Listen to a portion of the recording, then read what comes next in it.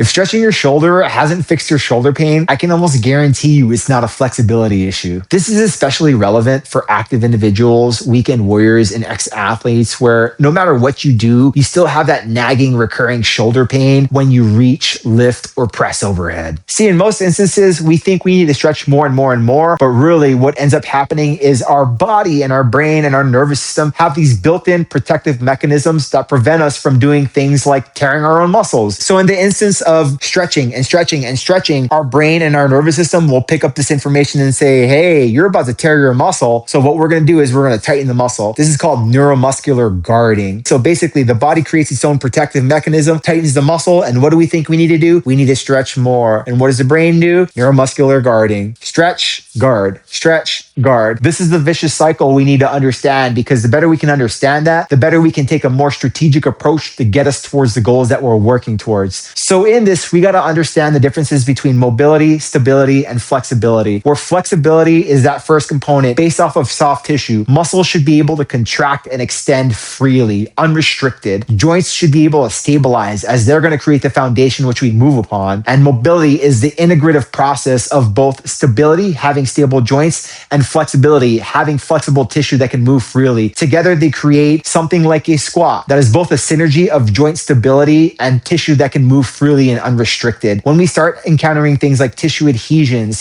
soft tissue restriction, or maybe our joint doesn't move how it's supposed to, it will hinder and affect our overall mobility. And this is something we have to understand. Is it our joint? Is our joint not stable enough, or does it not feel safe enough to move? Is it our soft tissue? Did we strain the tissue? Did we pull the tissue a little bit? Is it irritated or inflamed? Are there fascial adhesions, or is there a neuromuscular mechanism that is preventing me from moving through a free, unrestricted range of motion? If so, we need to understand that first, and that is where we can create a tactful and strategic program to help get you towards those goals. And using this approach and strategy, we can better understand, and we can also end up working less, because maybe the thought process here is I need to do 10 different stretches, when really what it ended up being is I need to breathe a little bit and I need to just really focus on joint stability. 3 exercises max that help me understand positional awareness, help me create stronger muscles that can help stabilize and support the position, and overall improve functionality and performance. In the instance of the shoulder, the main function of the shoulder is to be able to flex, extend, external, internally rotate, as well as AB and adduct. The idea here is if we can understand these ranges of motion and where we're inhibited, the better we can understand that, the better we can understand what we need to do. It's not just that in terms of range of motion. We also need to understand the soft tissue structure. When it comes to the shoulder, there's really not much that helps to stabilize the shoulder. It's merely the rotator cuff, which are going to comprise the 4 muscles: